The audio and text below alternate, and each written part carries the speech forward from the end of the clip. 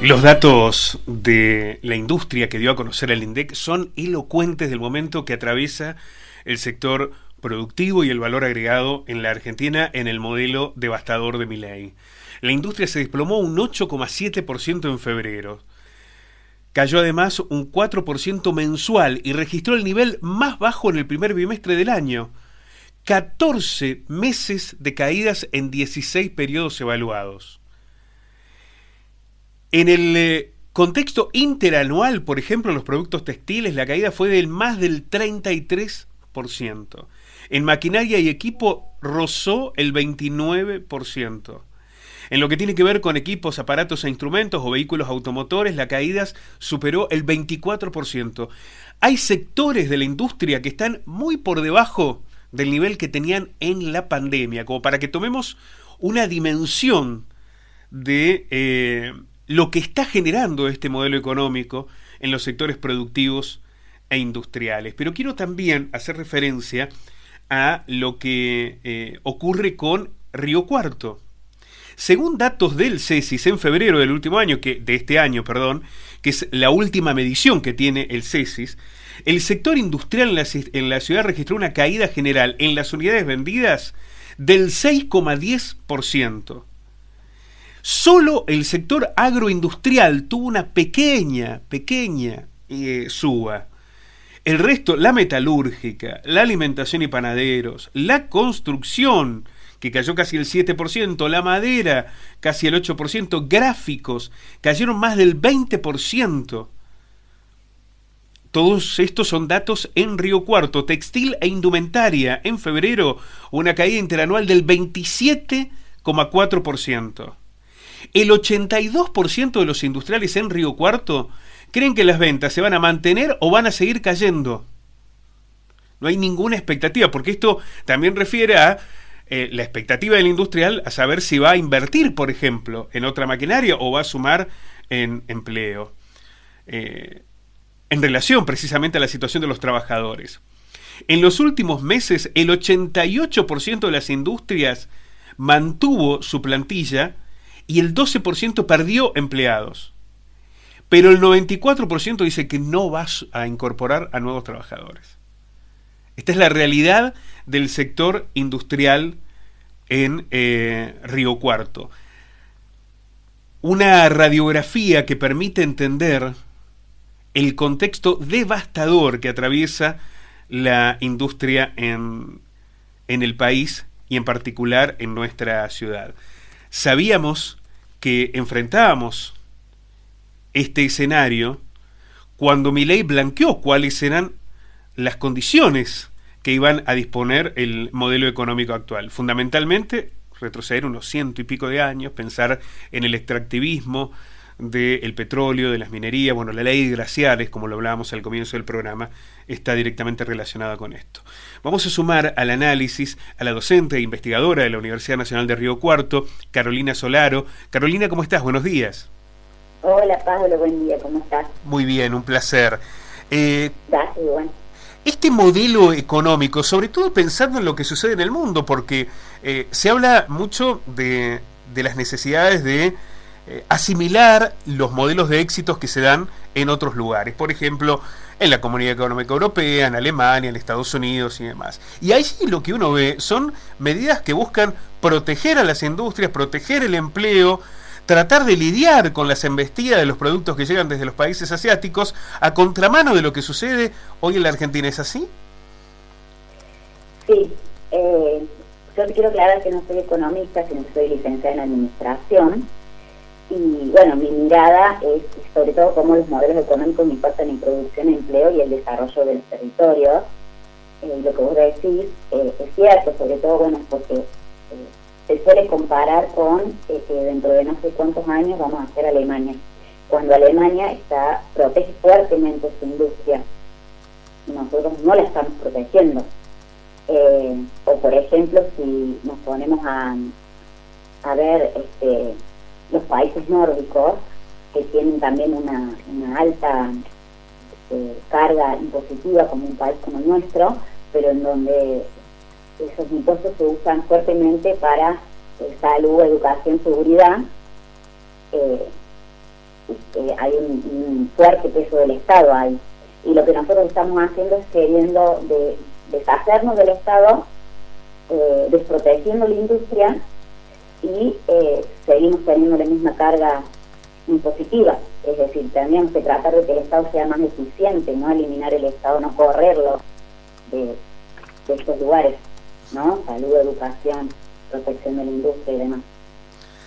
Es interesante este análisis que realiza porque muchas veces cuando se habla de la necesidad de salir de modelos que van supuestamente a contramano de las lógicas del capitalismo, y entonces se refiere a que, bueno, seremos Irlanda, Alemania, no sé en cuántos años, según lo que ha prometido Milei, hay algunos aspectos que son centrales. Por ejemplo, el rol que tiene el Estado en definir políticas para favorecer ese sector privado, y en un aspecto que es básico para el funcionamiento del capitalismo en el mundo, que es el consumo, ¿no? Es generar condiciones para que haya más personas que puedan tener la capacidad de consumo y se eleven esos niveles de consumo para que se dé una dinámica en el capitalismo.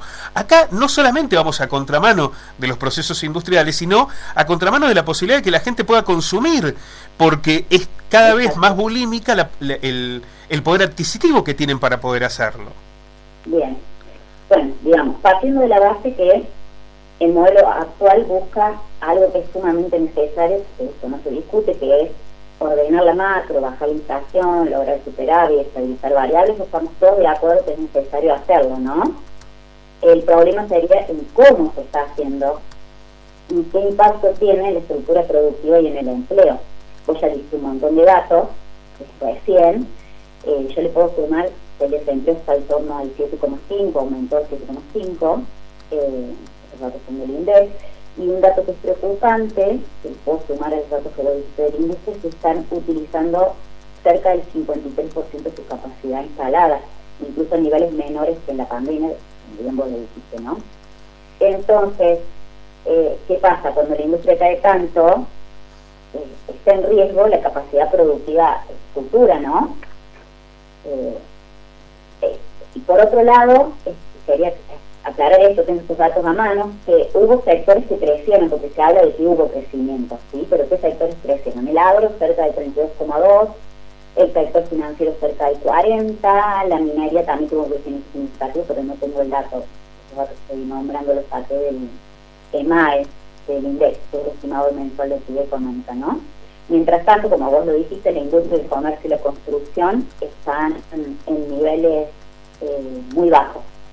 Entonces, retomando, ¿no? No importa solamente si la economía crece, sino cómo crece y qué sectores están creciendo.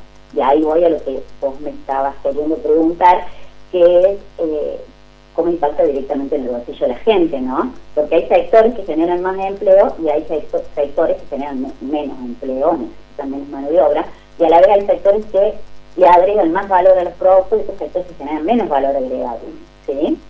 Entonces, los sectores que están creciendo son aquellos que necesitan menos mano de obra, que crece menos el empleo y que generan menos valor agregado. ¿Está mal que crecen esos sectores? No, está bueno, pero no deberíamos diversificar más, como hacen otros países, que ayudan a que crezcan todos los sectores de la industria también. ¿Qué pasa con el bolsillo de la gente? Hay menos empleo, hay menos plata y menos consumo, ¿sí? Y te traigo otro dato. Yo en el 2023 estoy haciendo un doctorado en desarrollo territorial. En el 2023 estuve investigando la economía popular y en Córdoba, en ese momento, en el 2023, no sé cuánto será ahora, el 27% de la población económicamente activa, es decir, 1 de cada 4 cordobeses trabajaba en la economía popular. En esos periodos donde el empleo cae y los ingresos, los sueldos están muy ajustados, más gente se incorpora a la economía popular. Porque la economía popular es trabajo en negro, hacer changas, contrapropistas, ¿sí? Emprendedores. También gente que tiene empleo formal empieza a tener pluriempleo y empieza a dedicarse a estas cuestiones de hacer una changa, tener un emprendimiento. Bien, entonces, bueno, afecta mucho también a estos sectores, que la gente de pie, para que se entienda, ¿no? Entonces, cuando cae la industria y cae el consumo, este sector es el primero en sentirlo, porque depende directamente de la actividad local, ¿sí?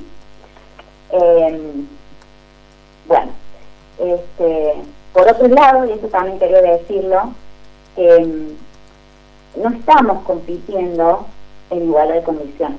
No es cierto que el mercado se regula solo, dejar libre el mercado. ¿Por qué? Porque en Argentina, la industria argentina tiene una estructura de costos muy alta, muy alta. Hay más de 150 tributos, que contamos tributos nacionales, provinciales, municipales, ¿sí?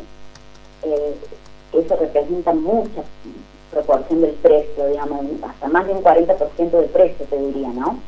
Y nosotros estamos compitiendo de productos que vienen sin ninguna restricción de países donde el Estado tiene un rol activo.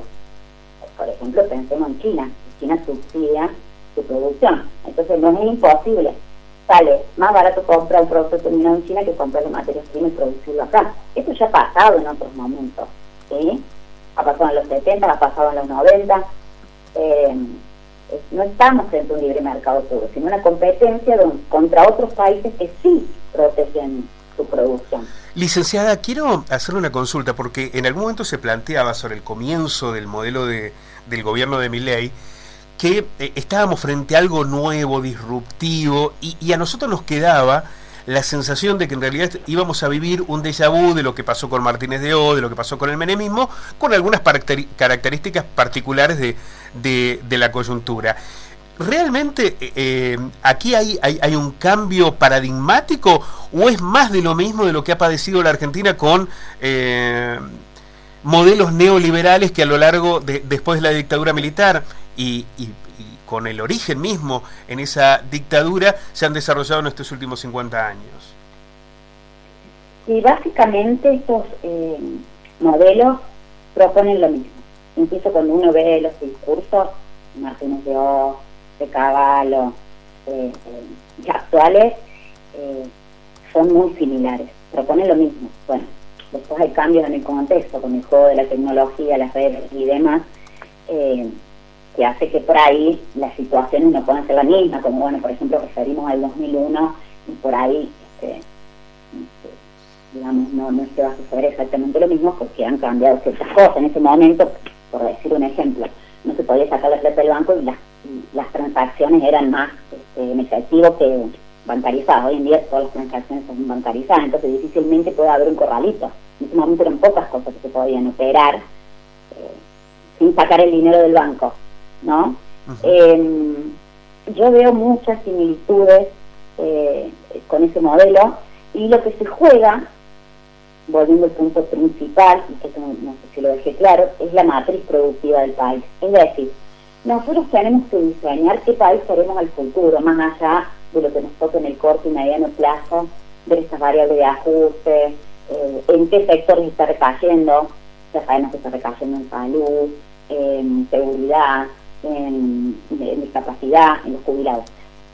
Más allá de estas problemáticas actuales que son importantes y de la caída del índice del consumo en el corto y mediano plazo, una vez que esas industrias cierren, es muy difícil volver a que vuelvan a producir, ¿sí? Si la industria pierde competitividad, digamos, como hablábamos recién, hay un riesgo de que la economía se concentre cada vez más en sectores primarios. Lo que hablábamos recién, esos sectores primarios generan menos empleo y menos valor agregado. Y lo llevamos a lo que sería la balanza comercial, para que la gente no esté escuchando, que no tiene conocimiento a lo mejor en el tema. Si nosotros exportamos productos con poco valor agregado, nos entran dólares por esos productos, ¿no? Pero nosotros importamos productos con mucho valor agregado. Entonces hay una diferencia entre lo que nosotros compramos, que vale muchísimo, y lo que nosotros vendemos, que vale poquito, ¿sí? Eso podría generar también problemas con la cantidad de dólares que tenemos y demás, ¿sí? Entonces, para mí, lo importante no es solamente crecer, ni solamente lo que está pasando ahora del corto plazo, sino qué tipo de economía estamos construyendo, ¿sí? No solo definir cuánto crecemos, sino cómo vivimos y cómo vamos a trabajar en el futuro. Para mí, este costo que decía yo, la matriz productiva, cómo se va a configurar la Argentina para adelante, si como una economía diversificada que genera empleo o que esté concentrado en productos primarios con menos valor agregado, ¿sí? Para mí el ajuste en el Estado, que el Estado sea más eficiente, es necesario, pero no estoy de acuerdo con lo que está haciendo en los sectores que está precario. Y bueno, la comparación internacional que hacíamos con esto, Alemania, intentamos ser Alemania, no es libre mercado puro, tiene una política industrial de protección de la industria, ¿sí? No deja caer su industria. Alemania, la sostiene, y bueno, como te decía, los países nórdicos tienen un Estado donde también los impuestos son muy elevados, pero tiene mucha protección social. No son una economía sin Estado, sino que son economías con un Estado inteligente o eficiente, como lo quieran llamar. Es muy interesante, licenciada, este aspecto de análisis, porque lo que parece llevarnos este debate es a lo que ocurría hace 130 años en la Argentina, cuando algunos festejaban o celebraran que fuéramos el granero del mundo, mientras se estaba dando una revolución industrial donde los países centrales compraban esos insumos a los países del tercer mundo o los países subdesarrollados para luego industrializarnos y vendernos esos productos. Eso marcó la vida y el desarrollo del siglo XX y lo está marcando en este siglo XXI. Mientras nosotros estamos volviendo a una primarización de la economía, lo que se está debatiendo en el mundo es generar más industria, más tecnología, mayor valor agregado a esos productos que se generan. Bueno, en este dilema estamos hoy en el país. Licenciada, quiero agradecerle muchísimo este contacto, la verdad que ha sido un placer. Bueno, muchísimas gracias a vos, y bueno, perdón, a veces soy un poco borrágica, voy conectando todo, me entusiasma hablar estos temas. Ha sido un verdadero placer y seguramente la volveremos a convocar. Muchísimas gracias. Bueno, gracias, Pablo. La licenciada Carolina Solaro y este análisis del modelo industrial en una semana en la que todos los números dieron en rojo.